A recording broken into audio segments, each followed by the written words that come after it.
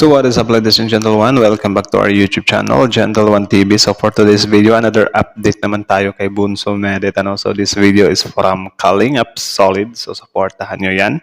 Tapos yun, meron itong pamagat na, wow, Medit, may nanligaw na. May commercial pa with special guest. Latest vlog today. Ibang klase talaga. Pinagpapala nga talaga si Medit ngayon, So yun, bago natin simulan, Kalingap Solid, support nyo yan. Also, Leche Plan Girl Vlogs, support nyo rin. And syempre, our YouTube channel, ladies and gentlemen, Gentle1 TV. Don't forget to like, comment, share, subscribe. So without further ado, ladies and gentlemen, watch. Let's watch this video together. Again, the title of this video, wow, Medit, may nanligaw na. May commercial pa with special guest. Latest vlog today. So again, ladies and gentlemen, without further ado, let's watch this video together. Kalingap Solid, Leche Plan Girl Vlogs, Gentle1 TV, like, comment, share, subscribe. Start. Fans gusto ng Again.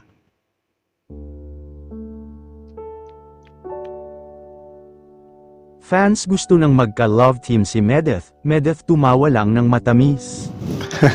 Paano yung tawa na matamis? Ganun ba? Or ewan, paano tumawa ng matamis? I'm sure darating yan sa tamang panahon at pagkakataon. Grabe Medeth, hindi na mapigilan ang kasikatan, magkakaroon ng commercial sa One Media at may sorpresa pa raw siya kung sino ang makakasama niya sa commercial. Sino kaya yung kasama niya sa commercial? Baka ako. Kinabahan. Tuloy. At sa kabila ng katanyagan na kuha niya, may mga admirer at manliligaw pa itong si Medeth.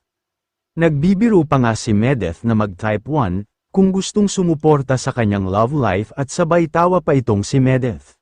At type 2 kung ayaw naman, at marami namang sumang-ayon.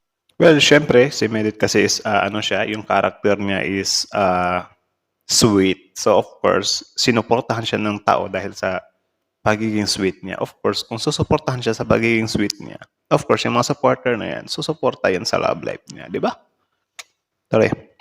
Kung sakaling magkaroon si Medeth ng love life ay handang sumuporta ang kanyang mga tagahanga.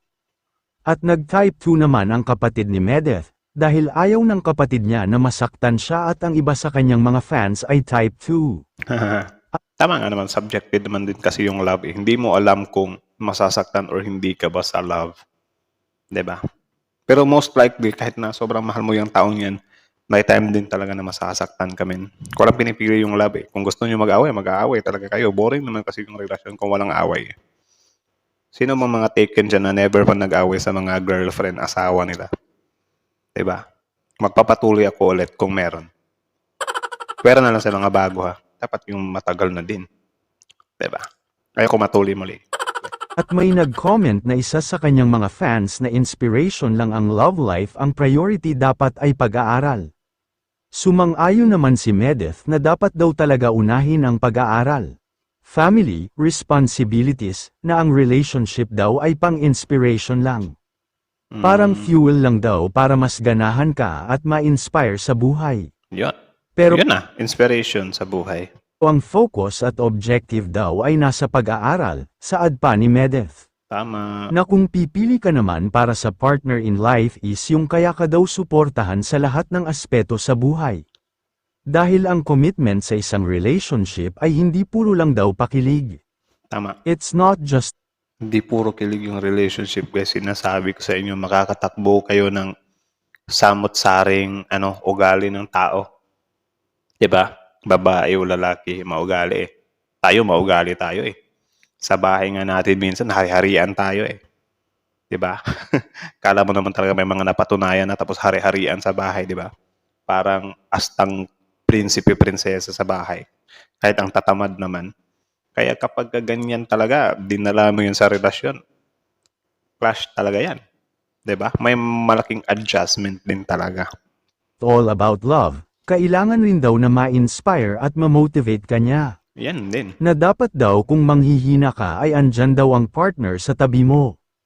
Na kaya kang i-guide, alalayan, palakasin sa panahon ng iyong kalumbayan.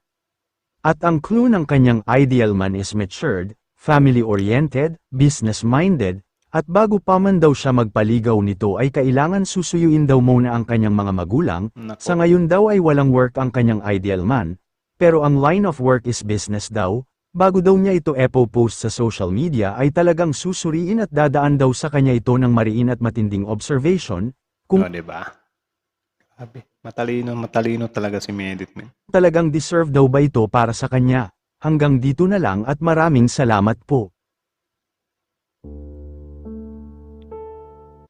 So, yun lang naman, ladies and gentlemen. How about you? What can you say about our video? Comment down below. Tapos yun, pag-usapan natin yun sa comment section. Ano? So, again, this video is from Kalingap Solid. So, supportahan nyo yan.